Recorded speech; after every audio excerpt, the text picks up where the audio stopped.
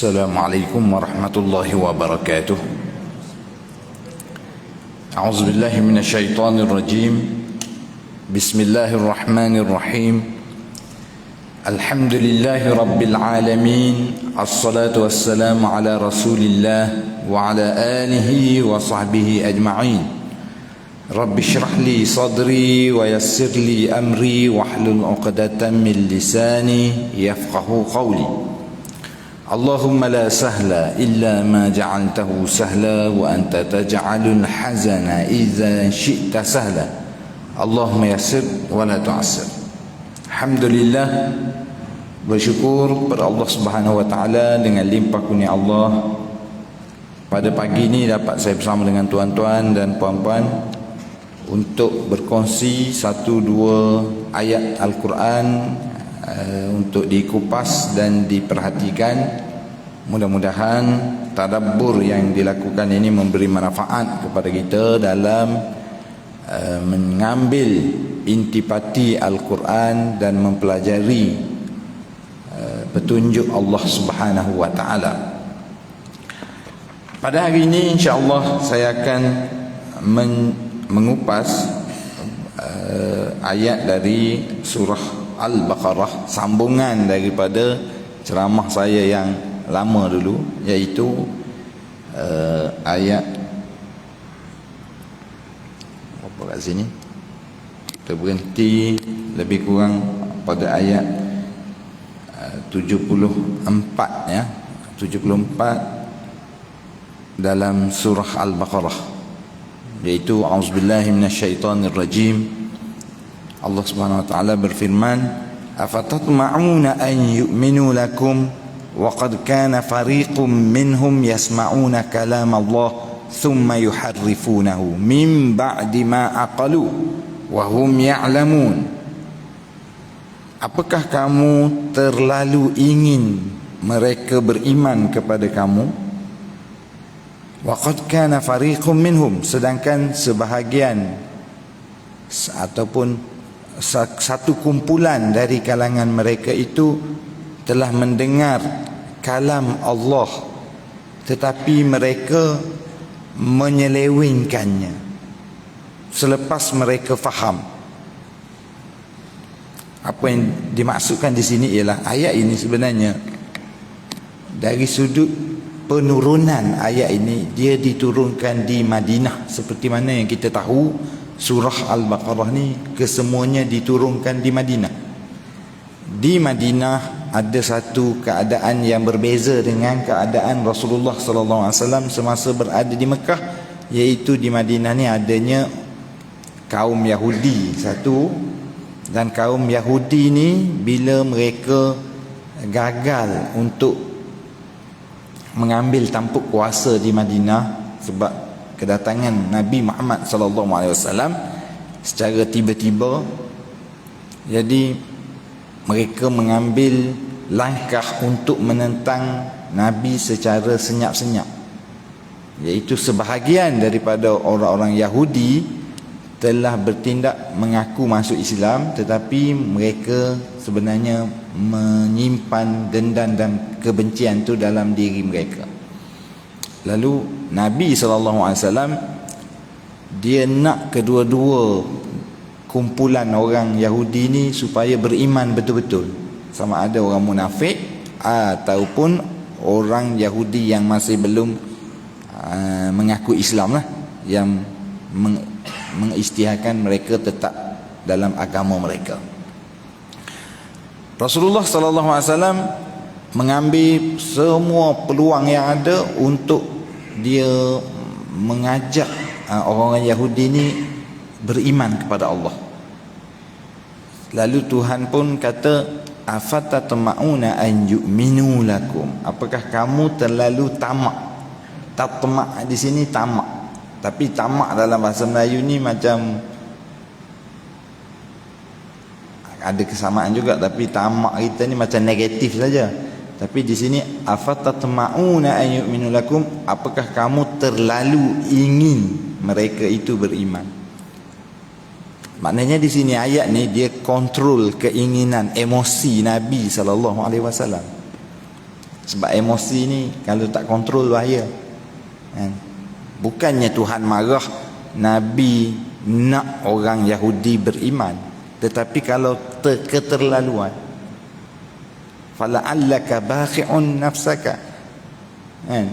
Dalam ayat yang lain Tuhan kata mungkin kamu akan membinasakan diri kamu.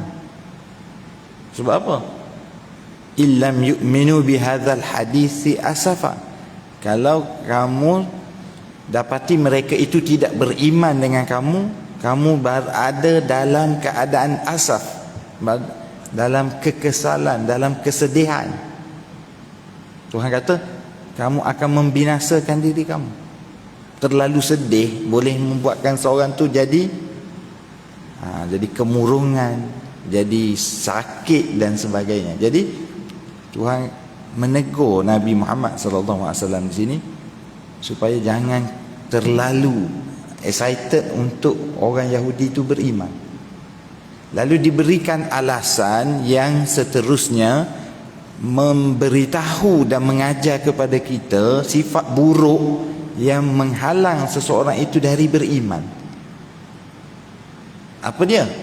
Wa qad kana fariqum minhum yasma'una kalam Allah thumma yuharrifunahu min ba'di ma aqalu. Tuhan bagi alasan sebab apa mereka ni tidak akan beriman, payah nak beriman. Sebab sebahagian daripada mereka, satu kumpulan daripada mereka telah mendengar kalam Allah tetapi telah menyelewengkannya selepas mereka faham. Banyak pengajaran yang kita dapat ambil daripada ajak ini. Antara yang saya nampak ialah sifat orang yang tidak beriman ni ialah orang itu susah nak bertaubat, susah untuk kembali ke pangkal jalan apabila seorang itu dia buat sesuatu yang buruk, dia menolak sesuatu yang benar selepas dia faham. Dia faham dah benda itu benar tapi dia tak nak. Ini bahaya. Sebab apa? Kalau awak tak faham, satu hari nanti bila awak faham, awak akan terima. Tapi kalau awak faham pun awak tak terima, ini masalah. Ini amat bertentangan dengan prinsip hidup orang beriman. Satu prinsip hidup orang yang beriman yang Tuhan ajar dan tanam kita sekuat-kuatnya ialah kita adalah umat yang sangat suka kepada kebenaran dan kita nak kebenaran tu. Kalau kita jumpa benda yang betul, kita nak benda yang betul tu. Kita tak nak benda yang tak betul. Dalilnya dalam surah Al-Fatihah Tuhan kata ihdinas siratal mustaqim. Dia mengajar kita, dia supaya berdoa kepada Allah. Kita berdoa ialah sesuatu yang kita nak lah kita berdoa. Takkan kita berdoa benda yang kita tak nak. Jadi surah Al-Fatihah yang kita baca tu, dia bukan sekadar baca, tapi dia adalah luahan hati kita betapa naknya kita kepada hidayah dan petunjuk. Ihdi itu maknanya tunjukkanlah, hidayahkanlah. Ihdinas siratal mustaqim, tunjukkanlah, hidayahkanlah kami jalan yang lurus. Jalan yang lurus di sini bukan maksud jalan raya, highway ni. Jalan yang lurus di situ bermaksud agama yang benar. Sebab apa? Sebab pengamalan agama ada yang tidak benar, tidak tepat. Tahap tidak benar tu banyaklah kan. Ada yang tak benar tu berapa peratus, kurang tepat sebagainya, sampailah pengamalan agama yang menyeleweng. Buktinya apa dia? Buktinya Rasulullah sallallahu alaihi wasallam pernah bersabda mengatakan halakal mutanatti'un. Halakal mutanatti'un maksudnya binasalah orang yang menyusahkan agama. Tanattu', memayah-mayahkan agama. Maknanya orang yang memayah-mayahkan agama ni dia mengamalkan agama tapi dalam bentuk memayah-mayahkannya. Jadi ini dia panggil tadayyun yang menyeleweng, pengamalan agama yang menyeleweng, tak betul. Pengamalan agama ni bukan asal buat je, asal nampak agama je, orang ni tak Islam saja betul, mesti betul, bukan. Tapi dia mestilah betul dengan kehendak syariah, tata cara syariah. Oleh itu orang Islam adalah orang yang nak kepada kebenaran, tapi kalau kita tengok di situ ihdinas siratal mustaqim, tunjukkanlah kami jalan yang lurus. Pengamalan agama tu bersifat umum lah, menyeluruh. Bukan betul dalam semayang saja, kan? Betul dalam pengamalan harian kehidupan. Oleh itu Tuhan kata yasma'una kalam Allah thumma yuharrifunahu min ba'di ma aqalu. Ayat ini juga memberi mesej yang keras kepada orang-orang yang berilmu. Sebab apa? Sebab yang dari sudut penurunan ayat ini sebenarnya menceritakan satu fenomena yang berlaku dalam masyarakat Yahudi, di mana orang-orang yang menyelewengkan agama adalah orang-orang yang faham dan tahu serta alim dalam agama itu sendiri.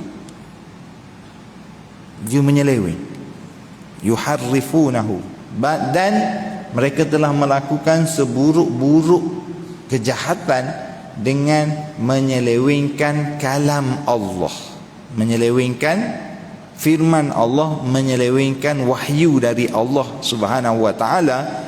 Dan perkara ini, tahap ini tidak wujud dalam umat Nabi Muhammad sallallahu alaihi wasallam.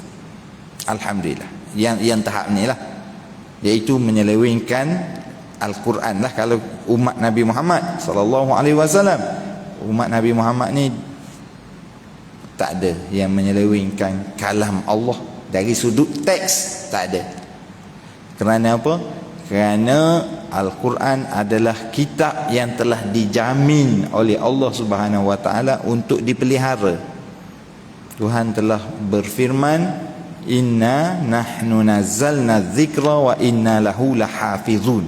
Kami telah menurunkan zikr. Zikr di sini bermaksud wahyu.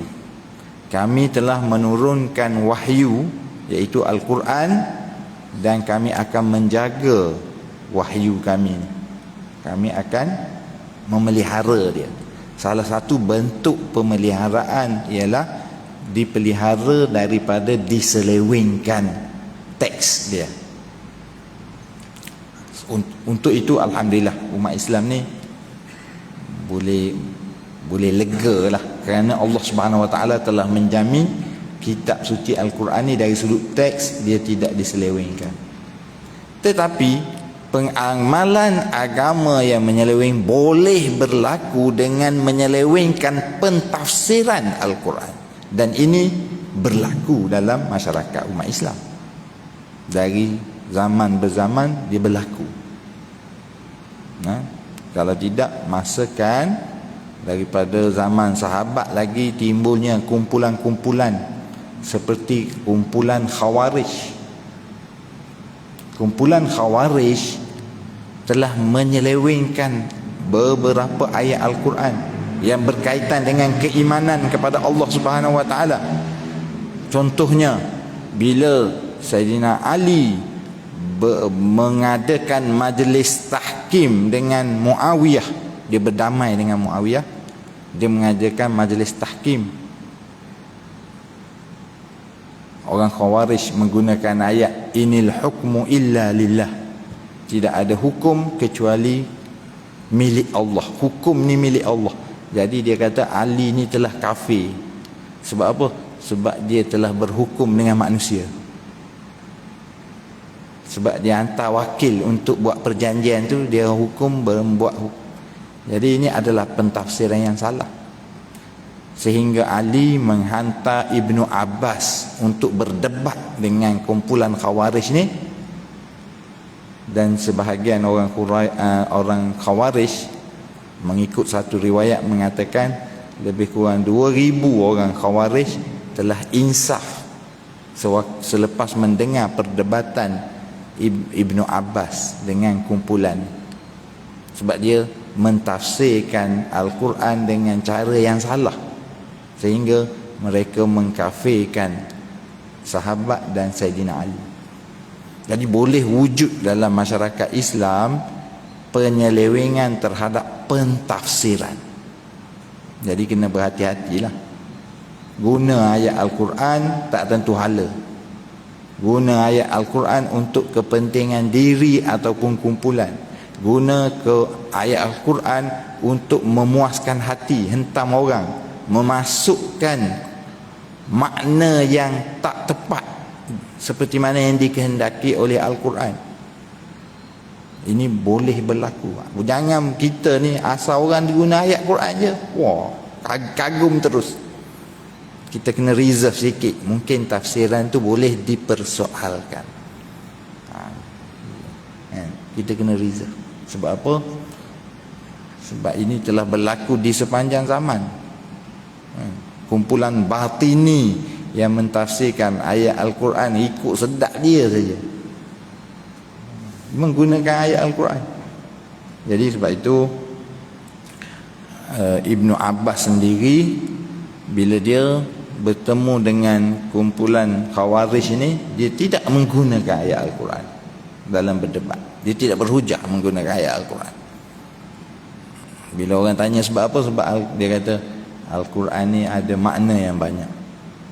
Kumpulan ni dia suka kona, tak boleh. Jadi kita tengok masyarakat Bani Israel, satu sifat balik kita pada perbincangan kita, iaitu satu sifat penting yang tidak boleh ada pada diri orang yang nak mendekatkan diri dengan Allah Subhanahu Wa Taala, ialah menolak sesuatu yang telah diketahui betul. Kalau benda tu betul, kita kena terima. Sebab apa? Syekh Muhammad Al-Ghazali ada menulis sebuah buku yang menggambarkan perbincangan kita pada hari ini. Tajuk buku dia ialah Al-Haqqul Mur, kebenaran yang pahit. Sebab apa? Nak kata kadang-kadang sesuatu yang benar itu kena atas kepala kita, jadi dia pahit, tidak disukai oleh orang-orang tertentu, bertentangan dengan kepentingan diri, bertentangan dengan kebiasaan kita. Kadang-kadang maka kebenaran itu perlu dilihat sebagai benar. Jangan kita selewengkan. Okey. Sebab itu Allah Subhanahu Wa Taala suka kepada orang yang bersalah tetapi bertaubat. Orang yang bersalah tapi bertaubat ni maknanya dia mengakui kebenaran itu benar. Tapi kalau orang yang ego, dia tak mengaku salah, dia kata dia akan selewengkan benda yang tak betul tu jadi betul. Itulah harga sebuah kebenaran tu, sehingga Allah boleh terima pengakuan hamba dia yang bertaubat, kerana dia telah mengakui kebenaran dan dia mengakui dia bersalah. Ini bukan benda senang, terutamanya kalau kita ada kepentingan dan sebagainya. Okey, jadi ayat ini memang nampak pendek gini tapi sangat besar pengajaran dia. Thumma yuharrifunahu min ba'di ma aqaluh wa hum ya'lamun. Sedangkan mereka mengetahui. Maknanya mereka menyeleweng tapi mereka mengetahui. Sebab tu saya kata tadi, ia adalah satu amaran kepada orang-orang yang cerdik pandai, orang yang berilmu. Dalam bidang agama ni orang panggil ulama.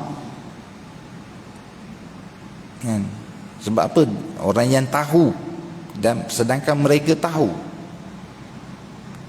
menggunakan hukum hakam untuk kepentingan diri, untuk kepentingan kumpulan, untuk memomokkan orang lain supaya nampak jahat, menggunakan hukum hakam untuk mencari pengaruh. Ini semua adalah dosa-dosa besar yang dimurkai oleh Allah Subhanahu Wa Taala. Tapi dosa-dosa besar ini menjadi semakin besar dan semakin bahaya kerana dia sukar dilihat, susah nak nampak. Sebab yang tukang buat kerja tu orang-orang yang dilihat sebagai orang yang baik, berilmu. Okey, ini satu ayat yang menerangkan tentang ciri dia lah. Kemudian Allah Subhanahu Wa Taala menjelaskan lagi, wa idza laqul ladina amanu qalu amanna. Apabila mereka bertemu orang-orang yang beriman, mereka akan berkata, kami beriman. Wa idza khalau ila syayatinihim, bukan, wa amanna. Wa idza khala ba'duhum ila ba'd. Ada ayat wa idza khalau ila syayatinihim, tapi sekarang ni wa idza khala ba'duhum ila ba'd. Apabila mereka kembali kepada sebahagian bersama mereka, maknanya orang tu tadi dia depan orang beriman, dia kata dia beriman. Ini situasi di zaman Nabi SAW. Untuk memahami keadaan ini, kita kena faham dulu situasi di Madinah sewaktu ayat ini turun. Iaitu situasi berlaku perebutan kuasa antara siapa nak jadi ketua di Madinah. Antara orang yang nak berkuasa di Madinah pada waktu sebelum kedatangan Nabi Muhammad sallallahu alaihi wasallam ialah Abdullah bin Ubay. Abdullah bin Ubay ni orang Bani Israel, orang Yahudi, tapi nama dia Abdullah. Biasanya orang Yahudi ni tak ada mana nama Abdullah. Cuma orang nama Abdullah, orang Yahudi nama Abdullah ni orang Yahudi Madinah saja. Kalau Yahudi di Israel pada hari ni tak ada nama Abdullah. Nama Ishaq adalah, kan? Nama Ishaq, Yakub, itu nama-nama Yahudi, nama-nama Bani Israel. Ishaq memang ramailah, Yakub. Tapi Abdullah ni memang tak ada. Sebab apa pula jadi di Madinah ni ada? Sebabnya ialah orang Yahudi ni, Bani Israel ni, dia duduk di Madinah ni lama dah. Dia Bani Israel selepas berlaku peperangan antara kabilah-kabilah Bani Israel selepas zaman Nabi Sulaiman dahulu, orang Yahudi ni telah merempat ke negara-negara, antaranya kalau Jazirah Arabiah, semenanjung Arab tu, dia pergi sampai ke Yaman, dia naik ke sebelah atas, dan dia turun sampai ke Madinah. Dengan takdir Allahnya, orang Yahudi ni dia tidak pergi ke Mekah, dia tak sampai ke Mekah. Tak tahulah, mungkin wallahu alam, tapi mungkin juga sebab kerana sifat-sifat orang Mekah yang lebih keras daripada orang Madinah, susah nak terima orang luar. Kalau orang luar mari dia lanyak habis-habisan, masa zaman jahiliah dulu. Tapi orang Madinah ni dia dah lembut, kan? Jadi orang Madinah ni, Yahudi di Madinah ni memang ramai. Saya baca satu tesis kajian tentang orang Yahudi di Madinah ni, ada pandangan yang agak kuat juga menunjukkan bahawa bilangan mereka lebih ramai daripada orang Arab pada masa tu. Nak kata ramainya orang Yahudi lah yang duduk di kabilah-kabilah di sekitar Madinah. Jadi bila mereka ni berebut nak siapa nak jadi pemimpin Madinah ni, tiba-tiba bila Nabi Muhammad sallallahu alaihi wasallam lari, macam keadaan tu terlepas macam tu. Terlepas tu dalam keadaan ialah situasi macam tiba-tiba orang tinggalkan Abdullah bin Ubay ni, bintang dia tu malak masa tu. Lepas tu orang terus melihat kepada Rasulullah sallallahu alaihi wasallam dan dilantik terus. Jadi bila keadaan ni berlaku, Abdullah bin Ubay ni dia nak menjatuhkan Nabi SAW. Tapi dia tak naklah pertembungan tu berlaku secara peperangan, pergeseran bersenjata. Dia tak nak, sebab memang tabiat orang Yahudi ni, sifat dia tak suka perang. Kalau dia perang pun dia berperang proksi saja. Dia pergi sokong kabilah Arab, dia bagi harta apa semua, mau pergi perang dengan sebelah sana. Dia biasa macam tu. Dia tak suka perang sendiri, sebab perang dia mati kan, dia tak suka nak mati apa semua ni, dia takut. Jadi dalam keadaan demikian, dia terpaksa berpura-pura untuk jadi orang Islam. Jadi mereka ni lah orang munafik kita panggil. Ini munafik yang sebenar lah, iaitu memang dia tak nak Islam pun, tapi dia berpura-pura. Dia berpura-pura masuk Islam. Jadi sebab itu Tuhan kata, bila mereka bertemu dengan orang Islam, mereka kata kami beriman. Bila mereka balik bertemu kumpulan mereka, mereka berkata. Kata-kata mereka ni pelik sikit. Kita kena faham molek sikit. Sebab mereka berkata, qalu atuhaddithunahum bima fatahallahu alaikum. Mengapakah kamu memberitahu mereka tu orang Islam, mengapakah kamu memberitahu mereka apa yang Allah telah ajarkan kepada kamu? Tak dia simbolik. Ayat Al-Quran ni dia simbolik. Kita kena refer kepada situasi di zaman tu berlaku. Iaitu orang Yahudi ni dia faham dan dia tahu Nabi Muhammad SAW tu adalah Rasul. Memang dia tahu. Bukan kata ni sebab dia ni, siapa dia ni yang munafik ni? Ini orang cerdik pandai ni kan. Bukan orang awam. Orang awam memang tak tahu. Ini geng-geng ulama, geng-geng yang cerdik pandai. Bila mereka masuk Islam, mereka mengucap asyhadu alla ilaha illallah wa asyhadu anna Muhammadar Rasulullah. Aku bersaksi tidak ada Tuhan selain pada Allah dan Muhammad Rasulullah. Ini yang mereka marah ni. Jadi malam nanti bila mereka balik kat geng mereka, mereka kata, sebab apa tadi engkau beritahu mereka kebenaran yang Allah beritahu kepada kamu? Maknanya sepatutnya engkau jangan bagi tahu Muhammad tu Rasul.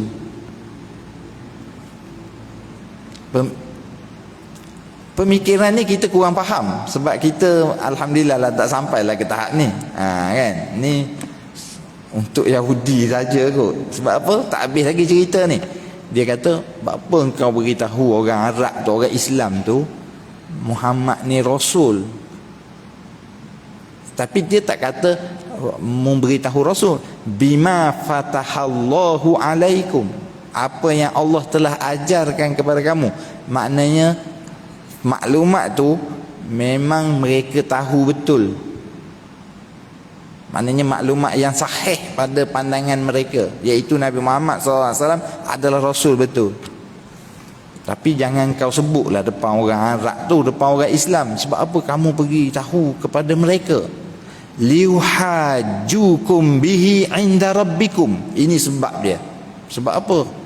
Sebabnya nanti orang itu akan menjadi saksi Tuhan di hari akhirat nanti. Sebab apa? Dah kamu mengaku Muhammad Rasul, tapi kamu tak beriman sebenarnya. Tak faham sikit tak? Dia memanglah, dia anggap sebenarnya orang Yahudi ni, dia mempunyai kefahaman yang lemah tentang Tuhan. Dia tak faham Tuhan tu macam mana, sehingga dia menyangka Tuhan ni kita boleh tipu. Iaitu kalau kita beritahu depan orang Islam Muhammad ni Rasul, dalam hati tak percaya, maka pada ketika itu Tuhan sudah ada saksi untuk dibicarakan di hari akhirat nanti. Engkau ni bersalah. Sebab apa?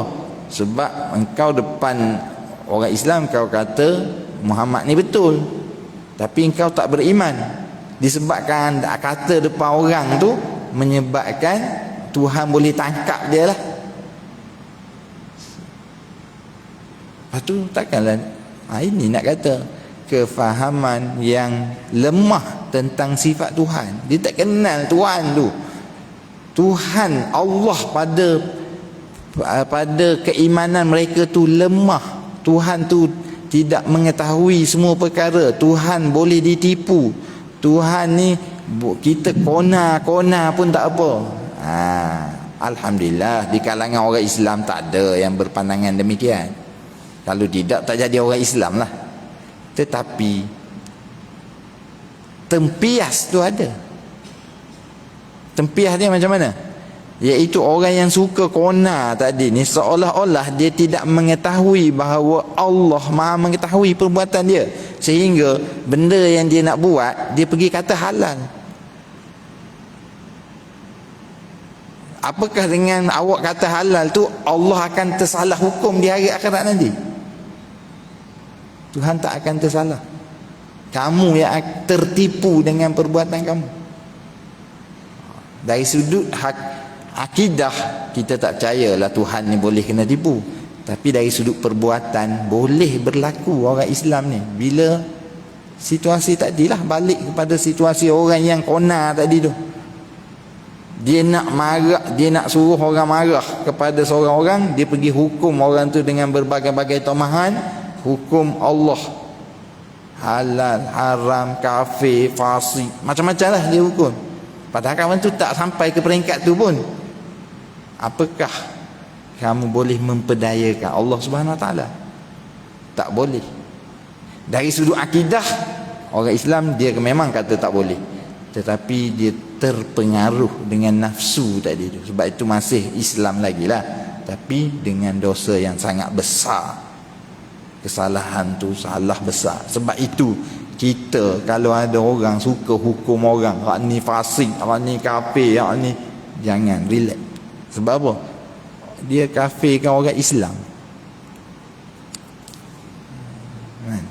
Mengkafirkan orang Islam ni dosa besar. Sehingga Nabi SAW dia istilahkan, man kaffara musliman faqad kafar, man kaffara mu'minan faqad kafar. Sesiapa yang mengkafirkan orang beriman, dia telah kafir. Tapi telah kafir di situ bukan maknanya dia terkeluar daripada Islam. Maknanya besar dosa dia sehingga diistilahkan oleh Rasulullah SAW sebagai kafir. Kita kena faham juga istilah dalam hadis ni, kafir ni dia tak macam Quran. Istilah dalam hadis kafir itu ialah sama ada orang kafir betul ataupun orang yang telah berdosa besar. Dia buat tu kesalahan yang besar, dia nak gambarkan kesalahan tu besar, dia gunakan istilah kafir. Okey, jadi memanglah saya katakan tadi, dari sudut prinsip orang Islam tak akan kata Tuhan ni boleh kena tipu. Tapi dari sudut amalan, disebabkan terpedaya dengan nafsu, terseleweng dengan keinginan, emosi dan sebagainya, ada tingkah laku kita yang seolah-olahnya kita ni menganggap Tuhan tu boleh ditipu. Sebab apa? Sebab kita telah menggunakan hukum hakam tadi tu di tempat yang salah. Biasanya kerana kepentingan diri dan sebagainya lah. Wa na'udzubillah lah. Pernah satu ketika kejadian mengkafirkan orang Islam ni merebak betul. Merebak betul-betul. Salah sikit kafir. Tak setuju dengan dia sikit kafir. Tak ikut dia sikit kafir. Seolah-olah mengkafirkan orang tu ringan. Sedangkan mengkafirkan orang ni dosa besar. Dia macam terhijab dan keliru serta kabur ketika itu. Ya. Dan pemikiran mengkafirkan orang Islam ni juga telah berevolusi. Kalau di negara-negara Islam lain telah melahirkan kumpulan ekstremis bersenjata, kumpulan militan yang membunuh orang Islam, melakukan letupan macam-macam lah, kerana dia mengkafirkan dengan mudah. Orang buat salah, kafir tu. terutamanya tahun-tahun 90-an dulu. Memang banyak sangat. Pada masa itu saya belajar di negara Arab, memang banyak letupan, ya Allah. Tapi di negara saya duduk di Morocco memang tak ada lah, aman, alhamdulillah aman. Tak sampai, benda tu tak sampai. Kerana tindakan tegas daripada pihak kerajaan dia. Siapa kafir kau orang ekstremis je dia tangkap, letak dalam penjara. Kita nampak jahat lah masa tu, tapi sebenarnya itu yang bagus pun, sebab tindakan tu boleh menghuru-harakan negara. Ada banyak negara-negara Arab yang terjerumus ke dalam keadaan situasi itu, menyebabkan letupan hari-hari ada, kematian. Letup stesen kereta api, letup stesen bas. Orang rakyat biasa mati, tak rasa bersalah pun. Sebab apa? Sebab dia dah ada pemikiran mengkafirkan. Dia kata kalau bunuh orang kafir tak ada masalah. Padahal bunuh orang kafir pun masalah. Kita tak boleh bunuh orang kafir. Kerana dia bukan Islam kita boleh bunuh? Tak boleh. Tapi kumpulan ni memang macam tu. Dia berevolusi menjadi keras macam tu. Jadi sebab itu kita tutup. Kita perlu tutup pemikiran tu.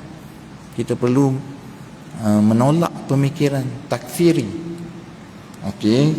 Dan pemikiran takfiri itu dia berasal daripada penyelewengan dari sudut kefahaman agama.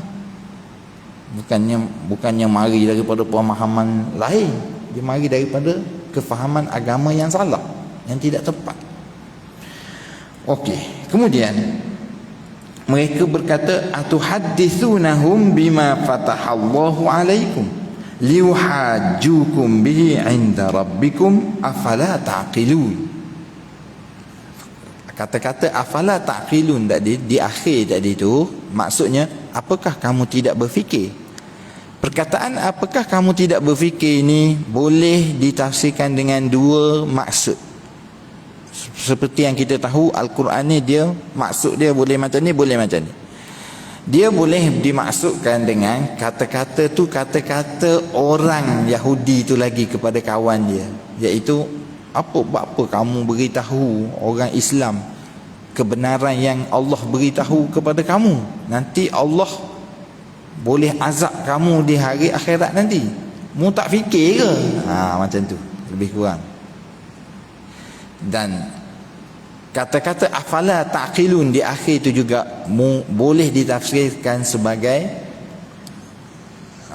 tengok ada jim kat atas tu, itu menunjukkan berhenti kat situ. Afala taqilun bermaksud Tuhan kata kepada orang yang berkata demikian, apakah kamu tidak berfikir? Tu boleh maksud macam tu. Sebab tu dia ada jim kat atas itu menunjukkan wakaf kat situ, bermula ayat ataupun rangkap lain. Afala taqilun, kamu tak fikir ke? Takkanlah Tuhan ni boleh ditipu. Tapi manusia, walaupun dari sudut kepercayaan dan teorinya memang kita akui tak, Tuhan ni tak boleh ditipu, tapi ada unsur-unsur terpengaruh tadi sehingga satu ketika orang mengubah nama-nama benda yang haram kepada benda yang halal. Dia tak kata dia tipu Tuhan, tapi itulah kata kan, apa ni, riba jadi faedah, kan. Tapi lepas tu rasuah jadi duit kopi. Jadi duit kopi tak haram lah. Haram ni arak, takkan nak nama duit arak, duit kopi. Jadi bersih lalu jadi, kan. Macam-macam diberi nama, hadiah dan sebagainya. Okey.